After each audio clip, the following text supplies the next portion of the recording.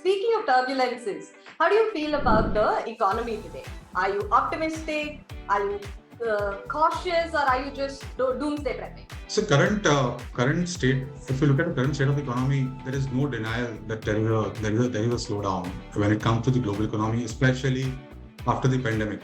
What has happened is that there has been an emergence of uh, new geopolitical situation, which has led to the reorientation of global supply chain, and then that is coupled with the tightening of the monetary policy because of the rising inflations. So all of this has really weighed quite heavily on the outlook of the global economy. However, India has emerged stronger in comparison to the initial estimates. If we also look at the exports, India is performing very well. So despite the global slowdown, our exports have continued to kind of show good levels. This is because of the sliding Indian rupee as well. That's an unfortunate thing. The brighter aspect is that the export levels are intact. And thanks to the finance ministry, our banking sector has kind of emerged strongest in the last few decades now.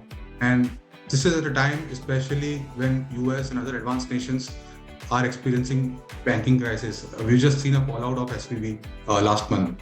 So overall level, I feel I'm pretty confident about the Indian economy. I feel it will go up northwards, and we'll have to be cautious about the overall slowdown that's there in the at the global level and the geopolitical situation. But I feel that has bottomed out. We still have to be a little bit cautious over there.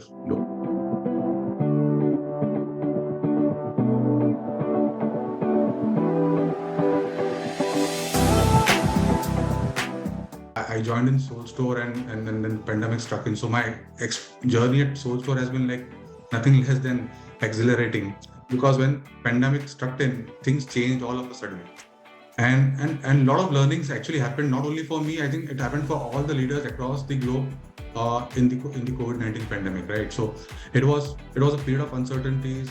The challenges emerged were unprecedented, right? So in my opinion, pandemic and the funding winter, which followed consequently, has taught us one very important thing. It's one of the most important aspects of building in reserves, and that too a strong one even for startups, as something which is kind of a big lesson that we have all learned. If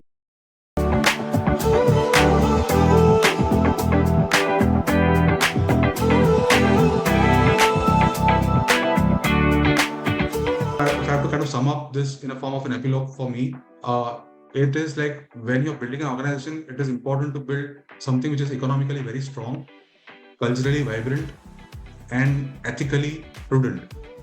This will help you encounter all kind of dreadful threats, be it pandemic, be it funding winter, or even a terrible recession, right? So that's the key takeaway which I kind of figured in this last 3 to 4 years. What a typical journey might look like, and what kind of journey do they have to make to become a CFO? So there's one thing about inculcating extensive financial knowledge which is imbibed in a person while pursuing higher studies in the form of chartered accountancy course or a CFA course or even MBA finance course. But what is more important, it is to build a good roadmap to the career. And for that, that comes in only when you kind of start experiencing or start gathering experiences or through the corporate journey that you have to go through step by step.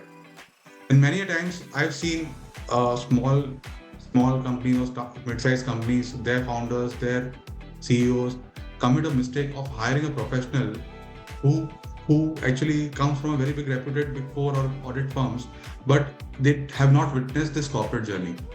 And when they don't do this, there are chances that they will fail to view the big picture perspective, which perhaps the founders or the management is kind of expecting them to decipher.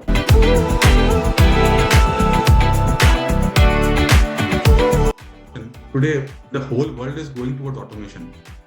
And as the organization grows, it becomes extremely important to automate your processes, especially the finance and accounts processes.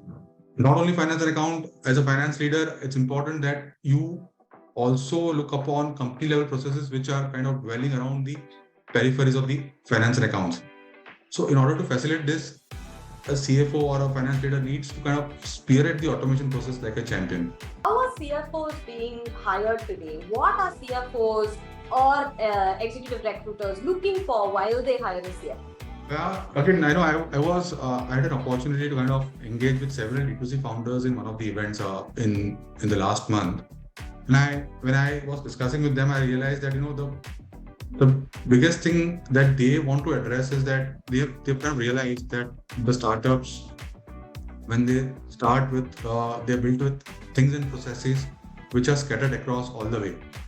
So one of the major asks which all founders have is that a finance leader should have an ability to kind of set up things out of this unorganized data that they have or the processes, and they should be able to kind of streamline this and then present to them something which is very meaningful and which will help them do the decision making. So because the things are a little uncertain in startup world, and one of the most important prowess which a finance leader should bring along in a startup or a small size company is that of agility and immediate adaptability to the ever changing outlook of the company. Okay, we want help.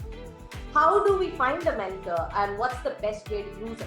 See, for a finance leader, I'll break this in two situations. When you are kind of aspiring, when you're kind of building your academic skill sets, that is when you look up to your friends and families and idolize someone who has kind of reached a pinnacle to figure out the path for you to gather the competent qualifications so that you can aspire to be there.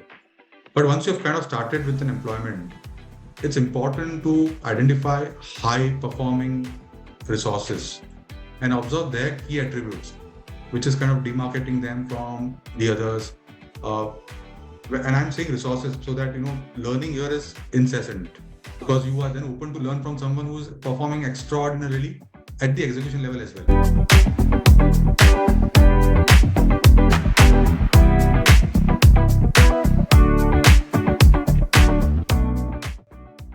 Basically, I always feel that whatever you do in the short term should kind of corroborate or complement the overall long-term objectives of the organization. So CFO's role, we can also call it as a chief future officer, because it's very important that he brings in on the table the future readiness attribute, especially when you look at the current modern world where the transformation, especially digital transformation that's happening. He has to be like future ready to transform digitally. He should be agile enough and foresee the risks that are coming in the near to long term future, so that accordingly he can suggest a mitigative remedy by assessing the extent of the risk. So I always look up to CFOs as a chief future officer.